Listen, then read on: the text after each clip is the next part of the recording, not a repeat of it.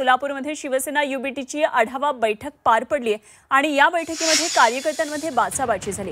माजी खासदार चंद्रकांत खैरेंसमोर कार्यकर्ते एकमेकांवर धावून गेल्याची माहिती आहे। या घटनेनंतर संतापलेल्या खैरेंनी पदाधिकाऱ्यांना चांगलंच खडसावलं। सोलापूरमधून ही घडामोड पुढे येते आहे। माजी खासदार चंद्रकांत खैरेंसमोर कार्यकर्ते एकमेकांवर धावून गेल्याची माहिती दिसते। घटनेनंतर संतापलेल्या खैरेंनी पदाधिकाऱ्यांना इथे चांगलंच खडसावलं।